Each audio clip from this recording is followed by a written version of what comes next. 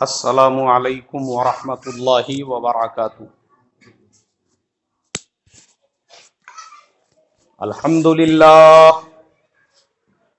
अल्हम्दुलिल्लाहि नहमदुहु व नस्तईनुहु व नस्तगफिरुहु व नुमिनु बिही व नतवक्कलु अलैहि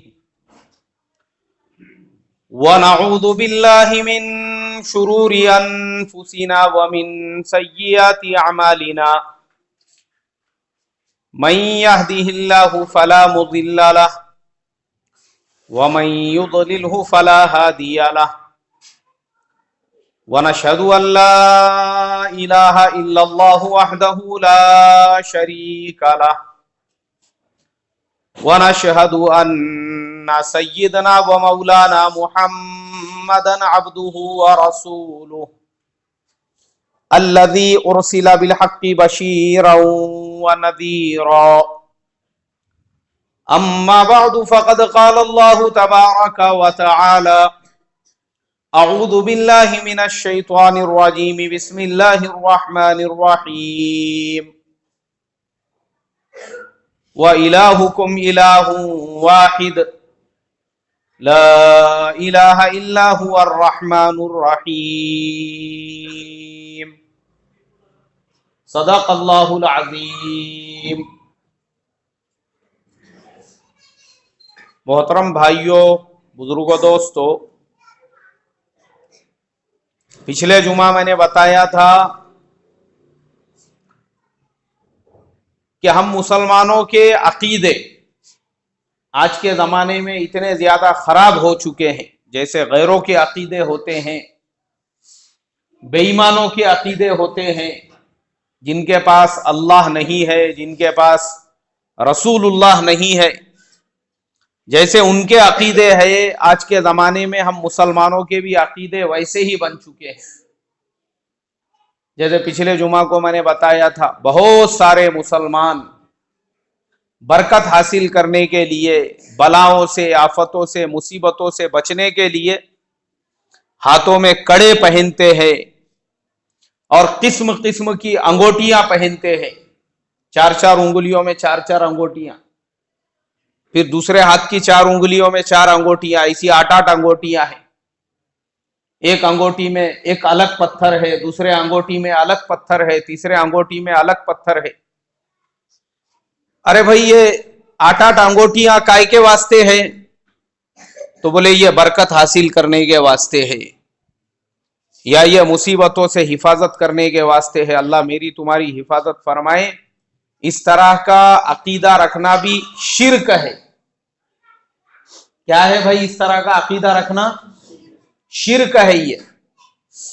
इसलिए कि मुसलमान को अल्लाह के नबी सल्लल्लाहु अलैहि वसल्लम आज से 1450 साल पहले दुआएं सिखा कर गए कि ये दुआ करो, ये वजीफा पढ़ो, सुबह उठने के बाद में फजर की नमाज, रोजी की बरकत कायमे है फजर की नमाज में है। फजर की नमाज पाबंदी से पढ़ो, एहतिमाम से पढ़ो, तो रोजी में तंगी होंगी क्या भाई? कभी भी नहीं होंगी। अब हुजूर रोजी में बरकत का नुस्खा बता कर गए। मुसीबतों से हिफाजत के लिए फरमाया कि जो आदमी रोजाना सुबह के वक्त में औज़ु बिकलिमातिल्लाहि ताम्माति मिन शर्रि मा खलक़, ये दुआ एक मर्तबा पढ़ ले, सिवाय मौत के दुनिया की कोई भी ताकत उसको तकलीफ नहीं पहुंचा सकती। अल्लाह के नबी सल्लल्लाहु अलैहि वसल्लम 1450 साल पहले बताकर चले गए। फिर उसके बाद फरमाया, जो आदमी रात में सोते वक्त 4 कुल पढ़ता है, कुल या अय्युहल काफिरून, कुल हुवल्लाहु अहद, कुल औज़ु बिरब्बिल फलक, कुल औज़ु बिरब्बिन नास, और उसे पढ़ के अपने हाथों पे ऐसा थुतकारता है, ऐसा ऐसा। फूकना एक अलग चीज है और थुतकारना एक अलग चीज है। फूकना नहीं, फूकने का नहीं, थुतकारने का। और उसके बाद अपने पूरे बदन पर इस तरीके से उसको हाथ, अपने दोनों हाथों से पूरे बदन को इस तरीके से हाथ को घुमा लेता है, तो पूरे बदन को अल्लाह तबारक व तआला आफतों से, बलाओं से, मुसीबतों से मौत के अलावा दुनिया की कोई भी ताकत उस इंसान को तकलीफ नहीं पहुंचा सकती। यहां तक कि बड़े से बड़ा जादू होने दो, बड़े से बड़ा सहर होने दो, बड़े से बड़ी अमलियात होने दो, दुनिया की कोई भी ताकत उस इंसान को नुकसान नहीं पहुंचा सकती जिस इंसान ने रात में सोते वक्त में क्या पढ़ा था भाई? बोलो क्या पढ़ा था? चारों कुल। कौन कौन से चारों कुल? कुल या अय्युहल काफिरून, कुल हुवल्लाहु अहद, कुल औज़ु बिरब्बिल फलक और कुल औज़ु बिरब्बिन नास। ये दुनिया का सबसे ताकतवर फॉर्मूला है। अब हमारे जमाने में हम मुसलमान लग गए गैरों के लाइन को, हमने ये अमाल छोड़ दिए, फजर की नमाज के बाद सूरह फातिहा पढ़ना। अब हम लग गए शिरकिया अकीदों के अंदर, चार चार अंगूठियां पहनी हुई है एक एक हाथ में, और हमको ये लग रहा है कि वो अंगूठी पहनने से बरकत आ जाएंगी, आफतों से हिफाजत हो जाएंगी, मुसीबतों से बचाव हो जाएगा। या बहुत सारे मुसलमान कड़े पहनते हैं, उनको लगता है कि मैंने पीतल का कड़ा पहन लिया अपने मनगट के अंदर या अपने हाथ के अंदर, तो वो कड़ा पहनने से मेरी हिफाजत होगी क्या भाई? उससे शिर्क है, शिर्क।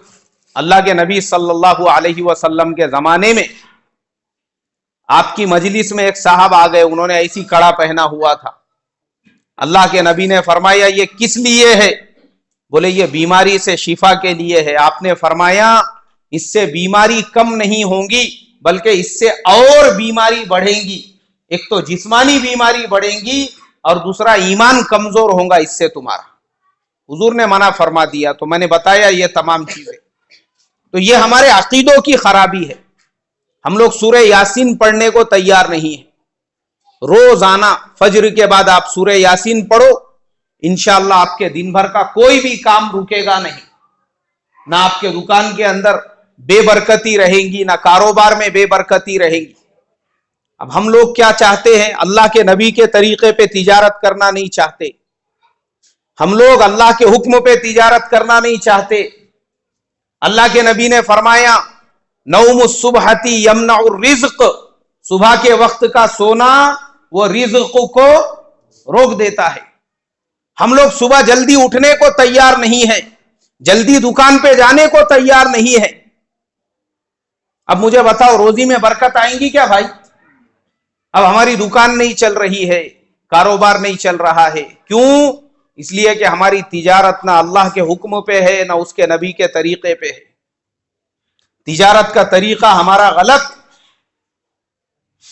एक तो हम सुबह में फजर की नमाज पढ़ने को तैयार नहीं, जिसके बारे में अल्लाह के नबी ने फरमाया रोजी की बरकत वो फजर की नमाज में है। अब एक मुसलमान जो रोजाना फजर की नमाज पाबंदी से पढ़ने वाला है, फजर के बाद सूरह यासीन पढ़ने वाला है और सुबह सुबह अपनी दुकान पे चले जाने वाला है, दुकान खोल के बैठने वाला है, आपको वो मुसलमान कभी भी परेशान नहीं मिलेगा। अब हम लोगों ने क्या समझ लिया? हम फजर की नमाज नहीं पढ़ेंगे, हम लोग सूरह यासीन की तिलावत नहीं करेंगे। सुबह में 10 बजे 11 बजे हम उठ रहे हैं नींद में से, उसके बाद पानी गर्म हो रहा है, 12 बजे आप गुस्ल कर रहे हैं। अब मुझे बताओ, ऐसा इंसान जो रात में नापाक हुआ था, इसको नापाक हो गए 12 घंटे हो गए, इसके ऊपर दलिंदरी नहीं बरसेंगी तो क्या बरकत बरसेंगी? और बहुत सारे मुसलमान तो वैसे भी मिलते हैं, अरे भाई नमाज को चलो ना, नहीं बोले मेरे को तहारत नहीं है। मतलब बगैर तहारत के फिर रहा तू इधर से उधर, बगैर तहारत के तूने दुकान खोला, बगैर तहारत के चाय पी रहा, बगैर तहारत के रोड पे घूम रहा, बगैर तहारत के पूरे काम चालू है।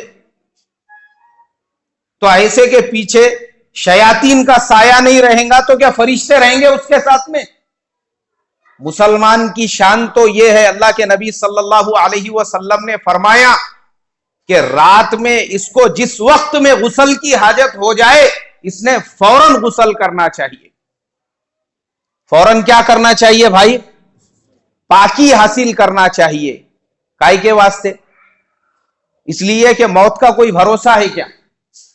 मौत का कोई भरोसा नहीं है। रात में सोए थे, अब रात में इसको मौत आ गई, तो कौन सी हालत में मौत आएंगी? नापाकी की हालत में।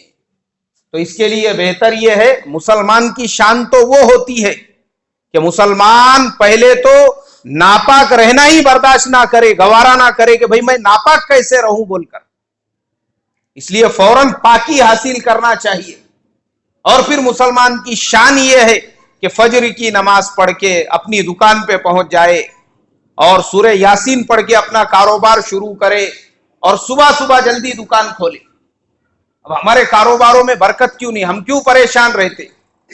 हम लोग क्यों ये बाबा लोगों के नातकू लगते? हम क्यों नींबू तावीज के पीछे पड़ते? हम लोग क्यों अपनी दुकानों में नारियल लटकाते? किसी की दुकान में सैलानी बाबा का नारियल लटक रहा है, तो किसी की दुकान में सैयद अलाउद्दीन का नारियल लटक रहा है, किसी की दुकान में देखे तो गौसे पाक का नारियल लटक रहा है। तो पता नहीं किसके किसके नारियल हम लटका के बैठे। फजर की नमाज पढ़े क्या? नहीं, बोले मैं खाली ईद के दिन ही फजर की नमाज पढ़ता। अब साल में एक बार फजर पढ़ने वाला, वो भी ईद के दिन।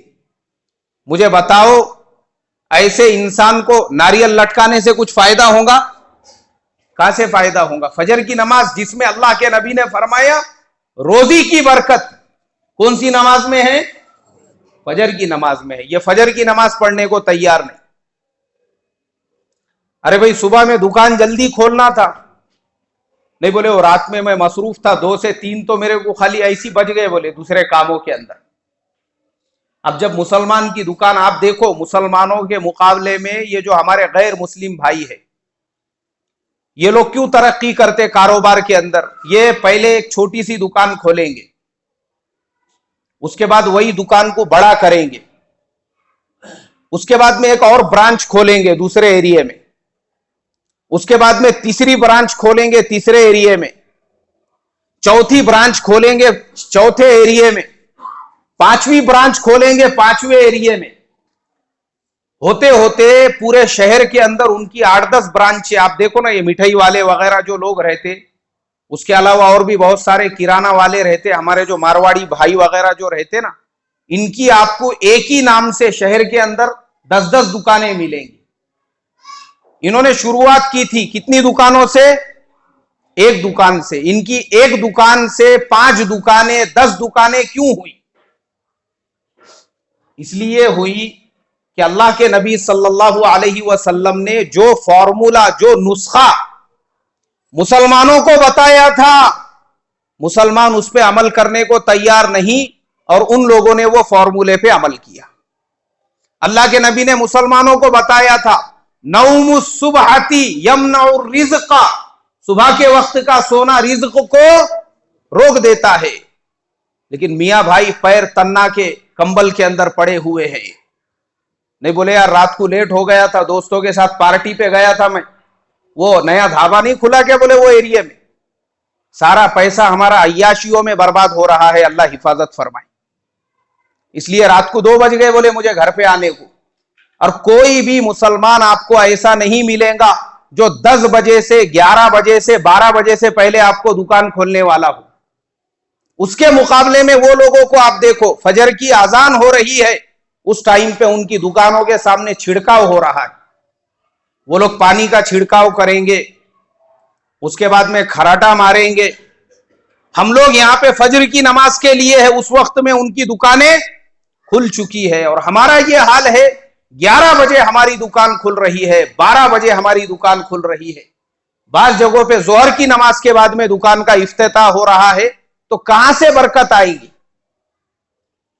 इसलिए कि अल्लाह के नबी ने बरकत का जो फॉर्मूला था वो हम मुसलमानों को दिया, लेकिन हम उस पर अमल करने को तैयार नहीं है, और उन्होंने उसको ले लिया। वो फजर के वक्त में उठ रहे हैं, वो समझ गए कि मुसलमानों के नबी ने जो कहा था कि सुबह के वक्त का सोना रिज़्क़ को रोक देता है, वो बिल्कुल सही है। इसलिए बोले काहे कुछ सुबह सोने का, इसलिए फजर की अजान के टाइम पे ही दुकान खोल दो अपनी। वो सुबह में उठ गए, लेकिन हम उठने को तैयार नहीं। अब हमारा भरोसा किस पे बैठा? हमारे अकीदे खराब। हमको लग रहा है, बोले यार मेरा कारोबार चल रहा नहीं बराबर से, ऐसा लगता जरा बाजू वाले ने एक आधा नींबू गिंबू डाला, क्या मालूम छत के ऊपर। छत जाके चेक करना पड़ेगी। यानी देखो हमारे अकीदे, एक साहब जो है शायद रात के वक्त में उन्होंने दुकान बंद करने के बाद में कुछ लोग वहां पे बैठे होंगे और बैठने में ही किसी के पास में उर्दू के अंदर एक मजमून लिखा हुआ था, वो चिट्ठी वो वहां पे भूल गया। वो लोग चले गए। अब सुबह में जब इन्होंने दुकान खोले तो ये बेचारा हो गया परेशान। उसको लगा ये चिट्ठी के अंदर कोई अमल लिखा हुआ है मेरा धंधा बंद होने के वास्ते, मेरा कारोबार बंद होने के वास्ते, मेरे दुकान की बरकत चले जाने के वास्ते। परेशान होकर उसने मेरे से कहा एक नमाज में मुलाकात करके, बोले मौलाना आपसे मुझे एकदम इमरजेंसी और अर्जेंट काम है, और वो भी ऐसा है कि आप जो है ना, मैं अकेले में आपको बताना चाहता हूं। मैं बोला भाई क्या काम क्या है? बोले यहां नहीं, मैं दुकान पे बताता हूं, आप दुकान पे आइए। मैं नमाज के बाद में गया दुकान पे, तो उसने शटर नीचे ले लिया दुकान का। अरे मैं बोला अलाउद्दीन का चिराग तो नहीं मिला ना? उसको घसने के बाद जिन्नात बाहर निकलता, ऐसा तो नहीं है अकेले में बताना चाह रहे? नहीं बोले मैं बताता आपको। दुकान बंद करके उसने लाइट चालू करके वो चिट्ठी निकाल के मुझे बताया, मौलाना देखो मेरे दुश्मनों की साजिश, मेरे बाजू वालों की दुकान, बाजू के दुकान वालों ने और साथ के कारोबार वालों ने शायद कुछ तो भी तावीज मेरी दुकान के अंदर फेंक दिए थे। मैं जब सुबह में आया ये मेरे शटर के सामने पड़ी हुई थी बोले चिट्ठी। मैंने उठाया, मैंने देखा। अरे मैंने कहा मेरे भाई ये उर्दू है, ये अरबी नहीं है। और स्कूल के अंदर बच्चे जो पढ़ते ना, किसी बच्चे ने स्कूल की किताब का अपना इसके ऊपर लिखे हुआ है। रात को जो लोग तुम्हारी दुकान के सामने बैठे थे शायद उन्होंने कुछ खाने पीने का इसके ऊपर लेकर आए होंगे, वो खाए और वो कागज वहीं पे छोड़ दिए। अब तुमको ऐसा लगा कि शायद किसी ने मेरे ऊपर कोई अमल कर दिया, मेरा कारोबार बंद होना या मेरे बिजनेस पे असर पड़ना या मेरे कारोबार पे असर पड़ना। अकीदा खराब। उर्दू के अल्फाज, क्योंकि उर्दू भी पढ़ना नहीं आती, उसको ऐसा लगा ये अरबी में लिखा हुआ है और शायद कोई अमल है मेरे कारोबार को बंद कराने के लिए, मेरी दुकान का धंधा कम कराने के लिए। आज मोहतरम बुजुर्गों, मुसलमान ये अकीदे खराब होने की वजह से सबसे ज्यादा परेशान है। सबसे ज्यादा परेशान हम इसीलिए है, हमारा कारोबार अगर नहीं चल रहा है, हमारे सामने कोई मसले आ रहे हैं, हमारे माइंड में फौरन पहली जो चीज आती है वो ये कि शायद बाजू वाले ने कुछ कर दिया या दुकान वाले ने कुछ कर दिया या इसने कुछ कर दिया या उसने कुछ कर दिया। अल्लाह हिफाजत फरमाए। और मैं आपको बता रहा हूं कि अल्लाह के नबी ने हमको जो बताया वो तरीके से चलो। दुनिया की कोई भी ताकत, दुनिया का बड़े से बड़ा दुश्मन ना वो आपके कारोबार का नुकसान करा सकता है, ना आपके माल का खसारा करा सकता है, ना आपकी जान का खसारा कर सकता है। कोई कुछ नहीं कर सकता। फजर की अजान के वक्त में हम उठ गए, फजर की नमाज के लिए चले गए। फजर की नमाज के फौरन बाद हमारा कारोबार शुरू हो जाना चाहिए। जैसी हमारा कारोबार शुरू हुआ, अल्लाह के नबी सल्लल्लाहु अलैहि वसल्लम ने फरमाया, जो मुसलमान सुबह के वक्त में सूरह यासीन की तिलावत करता है, अल्लाह उसके दिन भर के कामों को आसान बना देते हैं। अब सूरह यासीन की तिलावत शुरू, चाहे आप अपनी दुकान पे बैठे हुए हो, ऐसा जरूरी नहीं है मस्जिद के अंदर सूरह यासीन पढ़ना। आप अपनी दुकान पे बैठ के भी सूरह यासीन पढ़ सकते हैं, अपने घर में भी बैठ के सूरह यासीन पढ़ सकते हैं। सूरह यासीन की तिलावत, अब आपने सूरह यासीन की तिलावत की, फिर आप खुद अपनी आंखों से अपनी दुकान में, अपने कारोबार में उसके खैर को देखो, उसकी बरकतों को देखो। उसके बाद फिर आप पे हसद करने वाले, आपके कारोबार से जलने वालों को करने दो ना, बड़े से बड़ा अमल करने दो। दुनिया की बड़े से बड़ी ताकत भी ना आपको नुकसान पहुंचा सकती है और ना आपके कारोबार को नुकसान पहुंचा सकती है। कोई कुछ नहीं कर सकता आपको। लेकिन चूंकि हमारे अकीदे सही नहीं है, इसलिए फौरन हमारे जहन में यही आता है कि भाई किसी ने कुछ किया होगा। लेकिन मैं आपको बता रहा हूं, उसके बाद चारों कुल या अय्युहल काफिरून, कुल हुवल्लाहु अहद, कुल औज़ु बिरब्बिल फलक और कुल औज़ु बिरब्बिन नास। आज हमारे जमाने में मुसलमानों के अंदर एक चीज यह भी आम हो चुकी है, किसी का कुछ काम वगैरह नहीं हो रहा, मिसाल के तौर पे किसी का कोर्ट कचहरी का कोई काम है, उसमें रुकावट आ रही, उसमें देरी हो रही, तो इंसान के जहन में फौरन आता है, बोले यार फुलाने ने कुछ तो भी अमल वगैरह किया मेरे ऊपर, इसीलिए मेरा यह काम नहीं हो रहा। किसी का ऑफिस का काम है, वो ऑफिस का काम पेंडिंग पड़ा हुआ है सालों से, अब ये बेचारा चक्कर मार मार के परेशान, बोले यार मेरा वो काम हो रहा नहीं, शायद उसके अंदर भी किसी ने कुछ तो भी अमल वगैरह किया होगा। शादी ब्याह का मसला, अभी मेरे को लगता है शायद अभी 8 दिन पहले की ही बात है, एक नौजवान से मुलाकात हुई, वो बेचारा खास तौर पे मिलने के लिए आया मेरे पास, बोले मौलाना मैं आईटी इंजीनियर हूं, 1.5 लाख रुपये मेरी पगार है। मैं परेशान हो गया, मैं जहां पे भी लड़की देखने के लिए जाता हूं, जब हम लोग देखने के लिए जाते हैं उस वक्त में उनको हम पसंद आ जाते, हमको वो पसंद आ जाते, सब कुछ हो जाता, लेकिन जैसे ही हम लोग घर पे वापस आते उसके 2-4 दिन के बाद उन लोगों का फोन आता और वो लोग बोलते कि भाई हमारे को तुम्हारा रिश्ता मंजूर नहीं है, हमको वहां पे रिश्ता नहीं करने का है। बोले ऐसा 4-5 जगह पे हो गया। मैं बोला देखो भाई नेचुरल बात है, नॉर्मल चीज है, लड़की वाले हैं उनको देने का देंगे, नहीं देने का नहीं देंगे, उनके मर्जी की चीज है। नहीं असल मसला मर्जी का नहीं है। बोले कैसा है? बोले आज से कुछ साल पहले हमारे फुलाने रिश्तेदारों के साथ में हमारे झगड़े हो गए थे, तो वो क्या करते, बोले हमारा ऐसा कुछ भी मसला रहेगा ना तो उनके एक बाबा है उनके पास से अमल पढ़ के लाते। हमारे को ऐसा लग रहा है कि ये जो मेरा रिश्ता नहीं जम रहा, शायद वो कोई तावीज कोई अमल कुछ तो भी बीच में जो है इस तरीके का अड़थड़ा डाल रहे हैं। मैंने कहा मेरे भाई अगर उनके अंदर इतनी ताकत होती थी कि उनके अमल पढ़ने की वजह से या उनके बाबा की वजह से तुम्हारा रिश्ता नहीं होता था ना, तो वो बाबा को फिर खुदा का दर्जा मिल जाता था। हाँ, इसलिए कि करने धरने वाली जात किसकी है भाई? अल्लाह की है।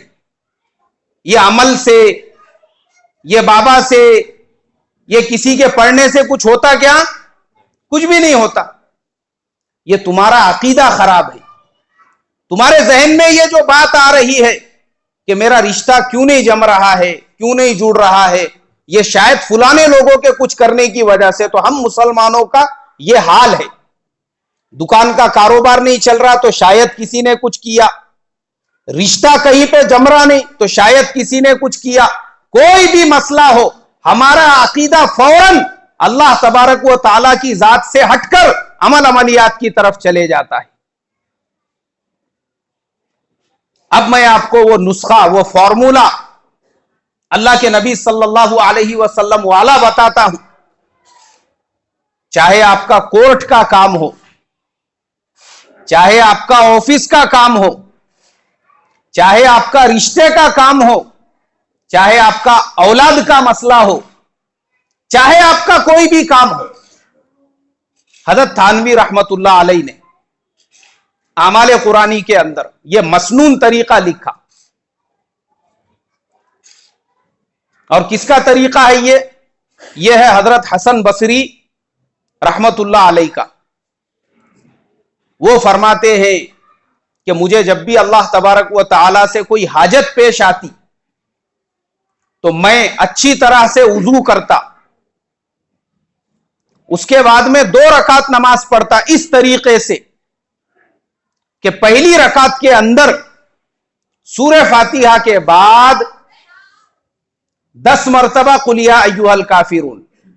कितनी मरतबा? 10 मरतबा। और उसके बाद दूसरी रकात में सूरह फातिहा के बाद 11 मरतबा कुल हुवल्लाहु अहद। ये सलातुल हाजत की नमाज पढ़ने का तरीका।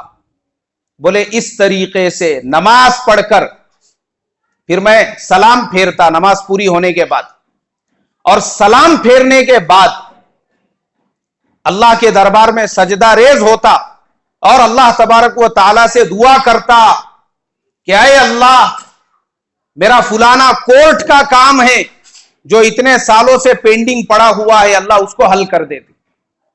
फुलाने ऑफिस का काम है, फुलाने चेक का काम है, फुलाने पैसे का काम है, फुलानी जगह पे रिश्ते का काम है, औलाद का काम है, कोई भी बड़े से बड़ा काम। हजरत हसन बसरी रहमतुल्लाह अलैहि फरमाते हैं कि मैंने मेरी जिंदगी में जितनी मर्तबा भी इस तरीके से सलातुल हाजत पढ़ा, ऐसा कभी भी नहीं हुआ कि मैंने जिस काम के लिए यह नमाज पढ़ी हो अल्लाह ताला ने मेरी दुआ को कबूल ना किया। यह है अल्लाह ताला से मांगने का तरीका। तो हमारे जहन के अंदर यह अकीदे के खराबी की वजह से हम अल्लाह से नहीं मांगते, हम अल्लाह से दुआ नहीं करते। हमारा अकीदा फौरन किसी लिंबू वाले की तरफ, किसी तावीज वाले की तरफ, किसी अमलियात वाले की तरफ जाता है कि शायद उसके करने से ऐसा हो रहा है और उसके करने से ऐसा हो रहा है। इसके लिए मोहतरम बुजुर्गों, सलातुल हाजत का यह तरीका याद रखो। और उसके अलावा सलातुल हाजत की एक दुआ भी है मसनून दुआ के अंदर, अगर अरबी में याद कर सकते हैं हम वो दुआ भी याद करें, और अगर नहीं याद कर सकते हैं कोई बात नहीं है। मैंने जिस तरीके से आपको नमाज पढ़ने का तरीका बताया हूं, पहली रकात में सूरह फातिहा के बाद 10 मरतबा कौन सा सूरा पढ़ने का, कुल या अय्युहल काफिरून, और दूसरी रकात में सूरह फातिहा के बाद 11 मरतबा कुल हु अल्लाहु अहद। यह है सलातुल हाजत की नमाज पढ़ने का तरीका, और उसके बाद अल्लाह ताला से दुआ करने का। अल्लाह ताला आपकी हर दुआ को कबूल करेंगे। अब इसी तरीके से मोहतरम बुजुर्गों, बहुत सारे लोग छोटे बच्चों के लिए परेशान होते हैं। बहुत सारे लोग मेरे पास में भी आते हैं पानी लेकर, या बाज औकात बच्चों को लेकर, छोटे छोटे बच्चों को। बच्चा रो रहा है, बच्चा सता रहा है, बच्चा परेशान कर रहा है। पहली बात तो एक याद रखो कि अपने जो छोटे बच्चे हैं, अल्लाह के नबी सल्लल्लाहु अलैहि वसल्लम ने छोटे बच्चों को शाम के वक्त घरों से बाहर निकालने से मना फरमाया। कहां से बाहर निकालने से भाई? घरों से बाहर। जैसे शाम का वक्त होता है, असर के बाद से लेके अब उसको बाहर मत निकालो।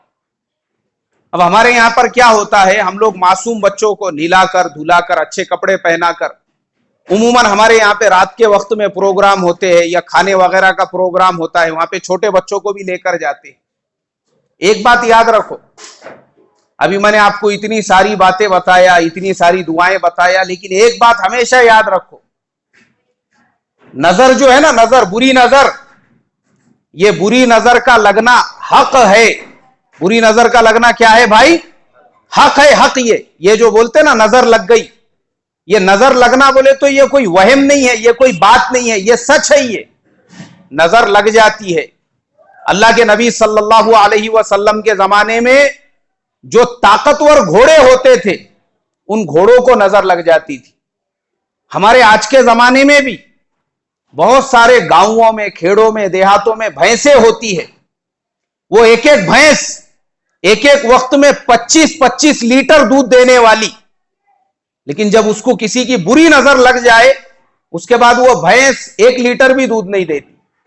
फिर उसकी नजर जो है वो कभी भैंस को लग जाती है। अल्लाह के नबी के जमाने में घोड़ों को नजर लगती थी। ऐसे ही हमारे जमाने में जो छोटे बच्चे हैं, मासूम बच्चे हैं, बाज़ औक़ात आदमियों को भी नजर लग जाती है। तो जो छोटे बच्चे हम शाम के वक्त में बाहर लेके निकलते हैं, उनको नजर लग जाती है।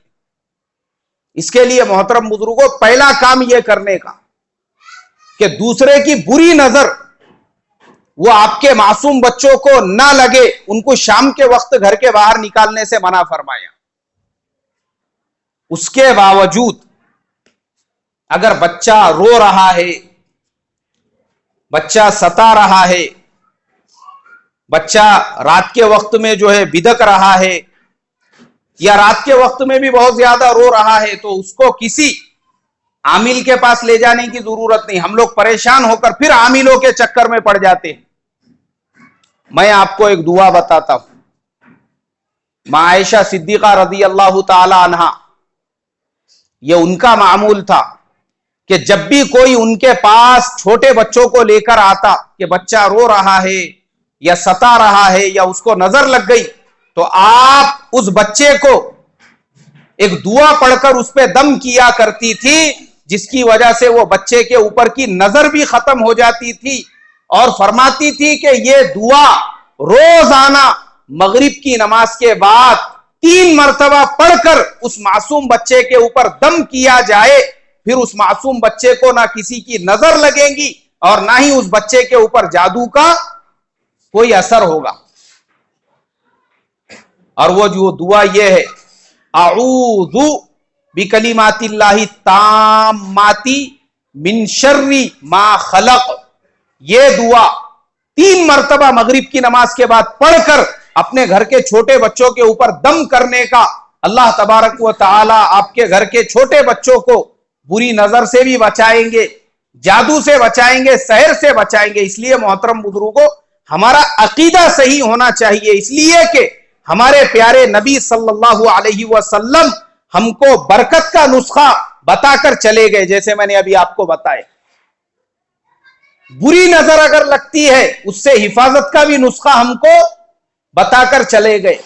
बच्चों को नजर लगती है उसकी भी हमको दुआ बताकर चले गए। कारोबार में रुकावट आ रही है, किसी और बड़े से बड़े काम में रुकावट आ रही है, सलातुल हाजत पढ़कर उसको कैसे हम हल कर सकते हैं, ये तमाम चीजें आपको अल्लाह के नबी की सुन्नतों में मिलेंगी। लेकिन मना फरमाया कि मुसलमान वो अल्लाह के नबी का तरीका छोड़कर किसी बाबा के पास, किसी नींबू हरी मिर्ची वाले के पास, किसी अकीदे खराब करने वाले के पास जाकर अपना ईमान खराब करे। उससे बचने के लिए हमने ये मसनून दुआओं पे अमल करना चाहिए। करेंगे इंशाअल्लाह। अल्लाह मुझे आपको अमल की तौफीक अता फरमाए। जिनकी सुन्नतें बाकी है वो पढ़ ले भाई।